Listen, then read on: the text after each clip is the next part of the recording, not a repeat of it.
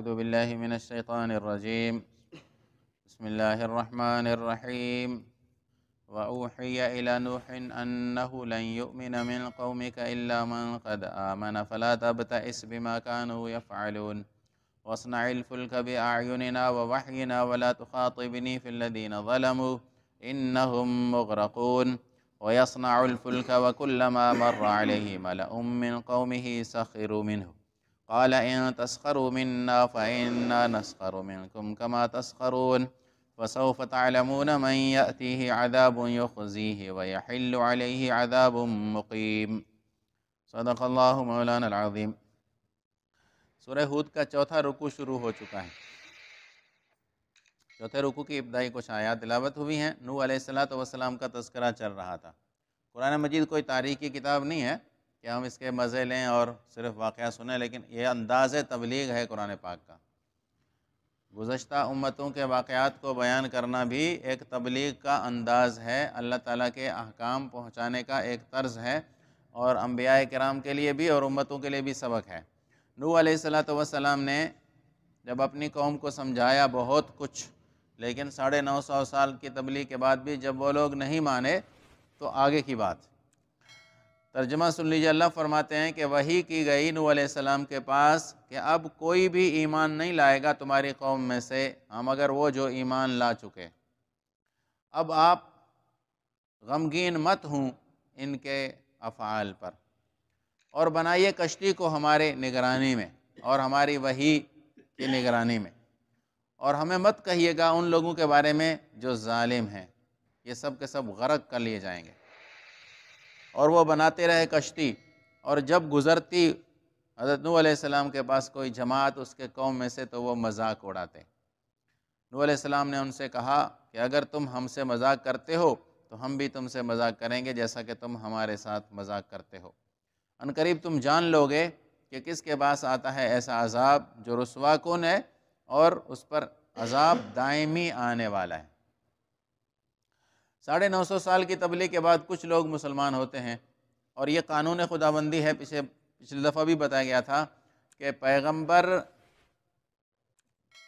کو بد دعا کرنے کی بھی اجازت اس وقت ملتی ہے جب نا امیدی کے سائے ہو جائیں۔ جتنے لوگ ایمان لانے والے ہوتے ہیں پہلے چھانٹی ہوتی ہے، لوگ نکلتے رہتے ہیں۔ نبی کریم صلی اللہ علیہ وسلم نے 3 سال مکہ مکرمہ میں جو تبلیغ فرمائی تھی وہ خفیہ تھی۔ پھر اس کے بعد 4 سال آپ صلی اللہ علیہ وسلم نے کھلم کھلا تبلیغ کی۔ پھر اس کے بعد مقاطعہ ہوا ہے، آپ صلی اللہ علیہ وسلم سے بائیکاٹ شروع ہو گیا، اور پھر آپ صلی اللہ علیہ وسلم نے ہجرت کی تیاریاں شروع کی ہیں، صحابہ کرام کو باہر بھیجا ہے۔ جب تک چھانٹی نہیں ہوئی تب تک مکے والوں پر کوئی عذاب اور گرفت اللہ کی نہیں آئی، اور حضور اکرم صلی اللہ علیہ وسلم کو بھی بد دعا کی اجازت تب تک نہیں ملی۔ نوح علیہ السلام کی قوم میں سے کتنے لوگ مسلمان ہوئے، یہاں اس کے بارے میں کوئی وضاحت نہیں، کیونکہ قرآن مجید تاریخ کی کتاب ہے نہیں کہ ہر تاریخ کے واقعے کو چھوٹے بڑے کو بیان کر دے۔ قرآن کہتا ہے کہ نوح علیہ السلام کے پاس ہم نے وحی بھیج دی کہ اب جتنے ایمان لا چکے اس کے بعد اور کوئی نہیں ایمان لائے گا، باقی سب ختم ہے۔ بعض روایت میں 40 آتا ہے، بعض روایت میں 45 آتا ہے، اس سے اوپر کی روایات بھی ہیں۔ بہرحال یہ ایک تاریخی بات ہے، اس کو قرآن نے بیان نہیں کیا، اندازے ہیں، اندازے آگے پیچھے ہو سکتے ہیں۔ اچھا، نوح علیہ السلام کو جب یہ کہہ دیا گیا کہ اب ایمان جنہوں نے لانا تھا لا چکے، اب کوئی ایمان نہیں لائے گا، تو نوح علیہ السلام کو لفظ جو کہا ہے قرآن مجید نے وہ ذرا غور کے قابل ہے۔ قرآن نے کہا کہ فَلَا تَبْتَئِسْ، آپ غمگین مت ہوں۔ یہ لفظ انبیاء کرام کے شفیق ہونے کے لیے سب سے بڑی دلیل ہے کہ نبی شفیق ہوتا ہے۔ نبی کوئی لالچ نہیں رکھتا، لیکن اس کے دل میں جو شفقت اور کڑن بھری ہوئی ہوتی ہے، اللہ اس کو بھی ٹھنڈا کرنے کے لیے پیغمبر کو تسلی دیتے ہیں کہ آپ کو غمگین نہیں ہونا چاہیے۔ آپ غم کیوں کرتے ہیں؟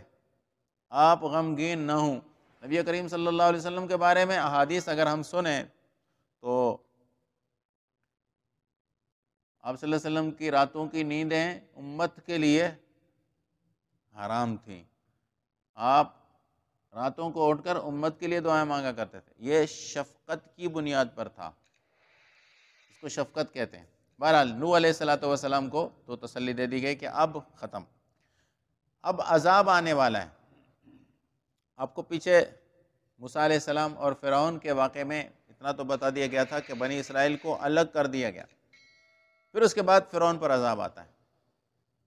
اب نوح علیہ السلام کی قوم پر عذاب بھیجنا ہے تو ان کو الگ کرنا ہے. عذاب کی ایک نئی صورت تھی، اور وہ صورت تھی غرق ہونا، کہ ان سب کو پانی میں ڈبو دیا جائے گا.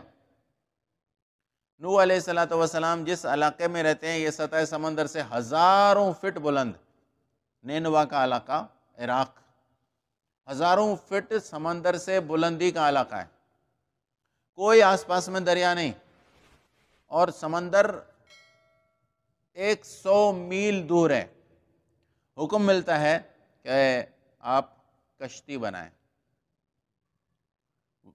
وَاصْنَعِ الْفُلْكَ بِأَعْيُنِنَا وَوَحْيِنَا، ہماری نگرانی اور ہماری وحی، یعنی ہمارے کہنے کے مطابق آپ نے کشتی بنانی ہے. ہندی زبان میں کشتی کو ناؤ کہتے ہیں، اور کہتے ہیں مورخین کہ ناؤ نوح علیہ السلام کا بگڑا ہوا نام ہے. ناؤ سنا نا، ناؤ کا لفظ، کشتی کو ناؤ کہتے ہیں. لیکن یہ بھی یاد رکھیں کہ نوح علیہ السلام نے جو کشتی بنائی تھی وہ کشتی نہیں تھی، وہ جہاز تھا، جس کا تصور نوح علیہ السلام سے پہلے تھا ہی نہیں. نوح علیہ السلام سے پہلے کوئی کشتی پانی میں، سمندر میں نہیں داخل ہوئی، کوئی جہاز بحری نہیں بنایا گیا. نوح علیہ السلام کو حکم ہوا کہ آپ جہاز بنائیں، کشتی بنائیں. قرآن نے فلک کا لفظ لکھا ہے، اس فلک کا معنی تو ناؤ ہے، چھوٹی کشتی. لیکن میں کہہ رہا ہوں کہ جہاز کا حکم تھا، اس لیے کہ قرآن پاک نے دوسری جگہ پر ارشاد فرمایا ہے کہ وَهِيَ تَجْرِي بِهِمْ فِي مَوْجٍ كَالْجِبَالِ، کہ وہ پہاڑوں جیسی موجوں کے بیچ بیچ چل رہی تھی. وہ ایک ناؤ کہاں چل سکتی ہے؟ پہاڑوں جیسے موجوں کے بیچ میں. قرآن کہتا ہے وَهِيَ تَجْرِي بِهِمْ فِي مَوْجٍ كَالْجِبَالِ، کہ پہاڑوں جتنی بڑی بڑی لہریں سمندر کی، ان کے بیچ بیچ میں وہ کشتی چلتی رہی. تو معلوم ہوا کہ وہ کشتی نہیں، وہ جہاز تھا. اور توریت میں بھی تذکرہ ملتا ہے نوح علیہ السلام کی کشتی کا، کہ نوح علیہ السلام کی کشتی طبق در طبق تھی، اس میں کئی منزلیں بنی ہوئی تھیں، اور سینکڑوں فٹ چوڑا اور سینکڑوں فٹ لمبا جہاز تھا. اور اس میں جو نسلیں باقی رکھنی تھیں جانوروں کی اور انسانوں کی، وہ کچھ جانور، کچھ پرندے نوح علیہ السلام نے اپنے ساتھ کشتی میں بٹھا لیے تھے. اب کشتی بنانے لگ گئے. حکم جب ملتا ہے تو کشتی بنتی ہے. لیکن قرآن کہتا ہے وَكُلَّمَا مَرَّ عَلَيْهِ مَلَأٌ مِّن قَوْمِهِ سَخِرُوا مِنْهُ، کہ لوگوں نے سوچا کہ یہ کیا ہو رہا ہے، 950 سال تبلیغ کی، اب نعوذ باللہ بوڑھا ہو گیا، اب دماغ کام چھوڑ گیا. 950 سال کے بعد اب اس کا دماغ کام نہیں کر رہا، اب یہ کشتی بنا رہے. جی کیا بنا رہے ہیں؟ سوال ہوتا. نوح علیہ السلام فرماتے کہ یہ پانی میں چلنے والی چیز بنا رہا ہوں میں، یہ پانی میں چلے گی. پانی ہے کہاں یہاں پانی کہاں ہے؟ آپ تو نعوذ باللہ ہمیں تو بے عقل لگتے ہیں، اور مذاق اڑاتے تھے. یہ کیا ہو رہا ہے بھائی، اتنی عمر کھپ گئی اب کشتی بنانے میں، اور ابھی جو ہے نا کارپینٹر کا کام شروع کر دیا. تو قرآن کہتا ہے کہ نوح علیہ السلام نے ان کو جواب میں یہی کہا کہ بھائی ایک دن آنے والا ہے کہ جس طرح تم ہم سے مذاق کر رہے ہو نا، اسی طرح ہم بھی تمہیں اس چیز کا بدلہ دیں گے، اس چیز کا تمہیں بدلہ ملے گا جو تم ہماری بات کو اہمیت نہیں دے رہے، اور اللہ کے عذاب کے لیے تیاری ہم جو کر رہے ہیں اور تم سوچ رہے ہو کہ نہیں یہ تو ایک قسم کا کھیل ہو رہا ہے، تو تمہیں اس کی سزا ملے گی. یہاں صرف 2 چیزیں مجھے سمجھانی تھی اور بات کو ختم کرنا ہے. نوح علیہ السلام نے جو کشتی بنائی تھی، کہتے ہیں موجودہ دور میں بھی لوگوں نے کہیں پہاڑوں کے درمیان، جن پہاڑوں کے درمیان وہ کشتی ٹھہری تھی، ان پہاڑوں کا سراغ لگا ہے، اور وہ ایک بہت بڑا سمندری جہاز ہے. اس کے نشانات اور آثار ملتے ہیں، کیونکہ وہ برفانی علاقہ ہے، جہاں وہ کشتی ملی ہے وہ برفانی علاقہ ہے، اور اس علاقے میں وہ کشتی پائی گئی ہے، لیکن کشتی نہیں ہے، بہت بڑا جہاز ہے۔ نوح علیہ السلام نے اس میں ضرورت کے مطابق سامان رکھا۔ 6 مہینے کے لیے روایات آتی ہیں، آگے آپ سنیں گے کہ کتنے مہینے لگے اس پانی کو آنے میں، پانی کہاں سے آیا، اور کس طرح وہ کشتی میں لوگ سوار ہوئے، اور کس طرح باقیوں کو اللہ نے غرق کیا۔ فرعون اپنے ساز و سامان کے سمیت غرق ہوا، بنی اسرائیل کو نجات ہوئی۔ نوح علیہ السلام کی قوم، نوح علیہ السلام کے ساتھ ایمان والے اپنے ساز و سامان کے ساتھ بحفاظت پانی میں تیرتے رہے، اور قوم جنہوں نے نوح علیہ السلام کو نعوذ باللہ کئی قسم کے نازیبا القاب سے نوازا تھا، وہ قوم پورے کی پوری غرقاب ہوئی۔ موسیٰ علیہ السلام کی قوم کا واقعہ بعد میں ہے، نوح علیہ السلام کا واقعہ پہلے ہے۔ فرعون نے کبھی یہ سوچا بھی نہ تھا کہ میں غرق ہو سکتا ہوں۔ نوح علیہ السلام کی قوم نے بھی سوچا ہی نہ تھا کہ ہم غرق ہوں گے۔ یہ ان کے ذہن میں بات نہیں آ رہی تھی کہ یہ کیسے ہو سکتا ہے، ہم سطح سمندر سے تو اتنے اونچے، یہاں پانی کہاں، یہاں کیسے پانی آئے گا کہ ہم سب کے سب غرق ہو جائیں گے۔ اچھا، دوسری بات کہ یہاں پیغمبر کا جو انداز بیان ہے وہ یہ ہے کہ اگر آج تم ہم سے مذاق کر رہے ہو تو ہم کل تم سے مذاق کرنے والے ہیں۔ یہ پیغمبر کی شان تو نہیں ہے کسی کے ساتھ مذاق اور ٹھٹھا کرے، لیکن قرآن نے زبان یہ استعمال کی ہے، تو اس پر حضرات مفسرین الجھ گئے کہ بھئی پیغمبر کسی کے ٹھٹھے کا جواب، کسی کے مذاق کا جواب مذاق سے تو نہیں دیتا، بلکہ سنجیدگی سے دیتا ہے۔ تو یہاں قرآن نے یہ الفاظ کہے ہیں، ان کا مطلب ظاہر ہے کہ ہو ہی نہیں سکتا جو ہم ظاہری الفاظ سے مراد لیتے ہیں، کیونکہ نبی کی یہ شان ہی نہیں ہے، نبی کر ہی نہیں سکتا یہ کام کہ پیغمبر کے ساتھ کوئی مذاق کرے اور پیغمبر اس کے بدلے میں اس کے ساتھ مذاق کرے۔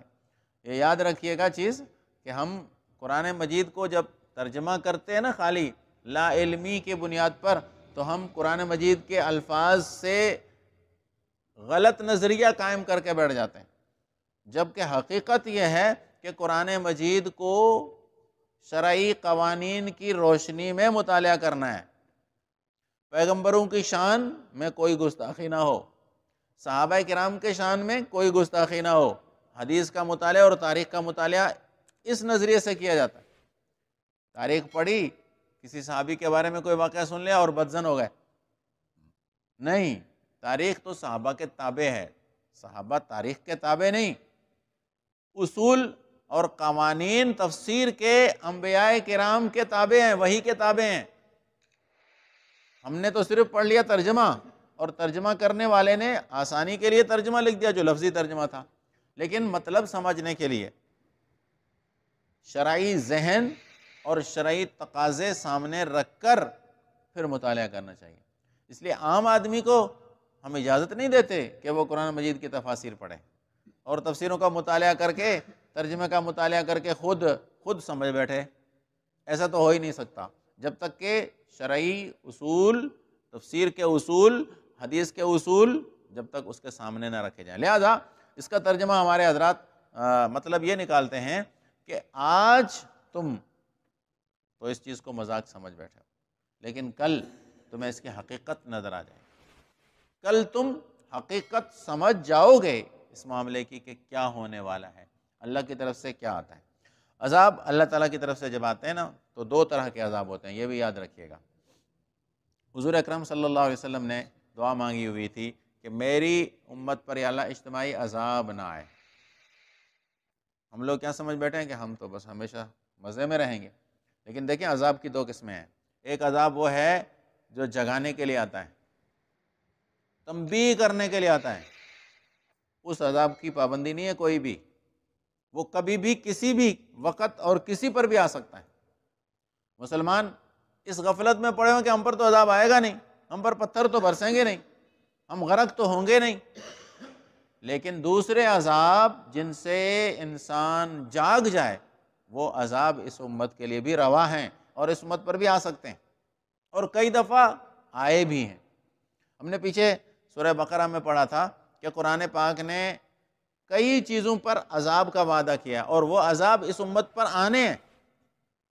حالانکہ ایک طرف تو حضور نے دعا کی ہوئی ہے کہ عذاب نہیں آئے گا میری امت پر، لیکن وہ جو عذاب نہیں آئے گا وہ مہلک عذاب، جس سے جڑ ہی اکھڑ جائے، ایسا عذاب اس امت پر بے شک نہیں آئے گا۔ کہ امت ختم ہو جائے، جڑ سے امت کا وجود باقی نہ رہے، وہ عذاب واقعی اس امت کے لیے ممنوع ہے جب تک قیامت نہیں آتی۔